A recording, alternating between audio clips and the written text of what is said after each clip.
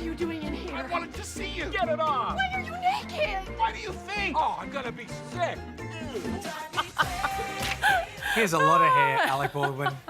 Now, whether it's being walked in on naked, making a mistake at work, or even feeling left out, it's fair to say that we've all felt a sense of shame at some point in our lives. But our next guest says we can actually turn our embarrassing moments into triumphs. That's a triumph. Like my intro. Psychotherapist Joseph Burgo is the author of Shame, and he joins us now from Los Angeles. Joseph, great to have your company. Sorry about us. Now, in your research over the years, you have identified 4 types of shame that we feel. So let's go through those. Sure. I talk about shame in a way that most people aren't familiar with. I think of it as a whole family of emotions. It ranges from mild embarrassment or self-consciousness on one end of the extreme to deep humiliation on the other. So I came up with these 4 shame paradigms to help readers understand when and why we all feel shame. Yeah. So the first one is unrequited love. That's easy to understand. You like somebody, they don't like you back. It could be a romantic interest or a friend. It makes you feel bad about yourself, and sometimes it makes you feel like you're unlovable. Exclusion, that's when you're on the outside of something you'd like to belong to. It could be, you know, a friend group, it could be a team at work. It makes you feel bad about yourself, and it can sometimes make you feel like you're not good enough. Yeah. Unwanted exposure, we usually talk about that as embarrassment. It could be something simple like you spill a drink or you trip and people laugh at you. Or it could be something more serious like you drink too much at a party and you cringe remembering the way you behaved the next morning. It can make you feel bad about yourself, and sometimes it's pretty humiliating.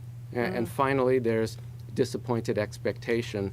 That's where, you know, you didn't reach a goal you wanted to. You know, you didn't do well on that test you thought you were going to ace. You didn't get that promotion.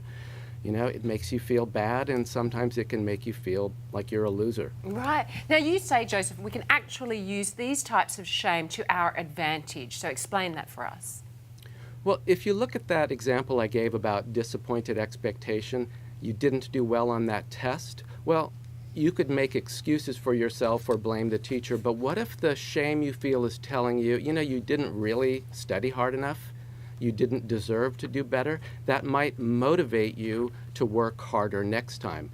That embarrassing feeling you had the morning after the party about the way you behaved, if you listen to that, it might tell you something about your standards and values and might help you to behave better next time. So I think not always, but sometimes shame has a lesson to teach us. It does, but I think it's a very powerful emotion, and one that we don't talk about enough. I think shame can really, you know, gather your whole life up as well. You know, you can have something happen to you in your childhood, or you could do something at work or something.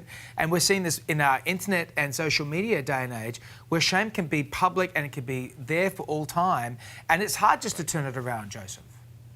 Well, it is. When you've been humiliated in that very public way, it's hard to recover from it. And I'm trying to distinguish those cases in life where there is an opportunity to recover from it and even to grow and turn it into something that can be the basis of self-esteem. I think we've become kind of shame-phobic. Wow. You know, I love the fact that you're taking something and turning it into a positive. Shame is out this Thursday, November 8th. For a copy, head to booktopia.com.au. Thank you for your time today, Joseph. It was great to be here. Thanks.